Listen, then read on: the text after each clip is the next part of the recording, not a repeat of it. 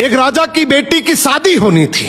बेटी की शर्त थी कि जो 20 तक गिनती सुनाएगा वही राजकुमारी का पति बनेगा, लेकिन गिनती ऐसी होनी चाहिए जिसमें सारा संसार समा जाए, और जो ये गिनती नहीं सुना पाएगा उसे 20 कोड़े खाने पड़ेंगे। ये शर्त केवल राजाओं के लिए थी। अब एक तरफ राजकुमारी का पर्ण, दूसरी तरफ एक एक करके राजा महाराजा आए।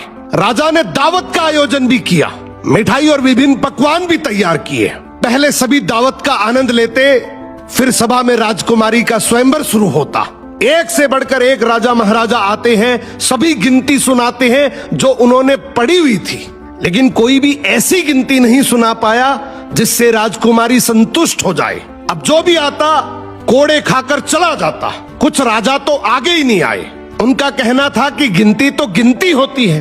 राजकुमारी पागल हो गई, केवल हम सबकी बेइज्जती करवाना चाहती हैं। ये सब नजारा देखकर एक हलवाई हंसने लगा, बोला डूब मरो राजाओं, आप सबको 20 तक की गिनती नहीं आती। ये सुनकर सभी राजाओं ने उसे दंड देने को कहा। राजा ने उससे पूछा, क्या तुम गिनती जानते हो? यदि जानते हो तो सुनाओ। हलवाई बोला, हे राजन, यदि मैंने गिनती सुनाई तो क्या राजकुमारी मुझसे शादी करेगी, क्योंकि मैं आपके बराबर का नहीं हूँ।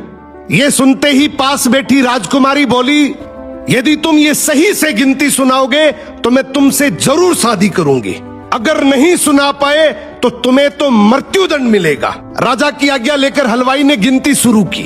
उसने कहा, 1 भगवान, 2 पक्ष, 3 लोक, 4 युग, 5 पांडव, 6 शास्त्र, 7 वार, 8 खंड, 9 ग्रह, 10 दिशा, 11वां रुद्र, 12 महीने, 13 रत्न, 14 विद्या, 15 तिथि, 16 श्राद्ध, 17 वनस्पति, 18 पुराण, 19वीं तुम और 20वां मैं। ये सुनते ही सब लोग हक्के बक्के रह गए और राजकुमारी हलवाई से शादी कर लेती है।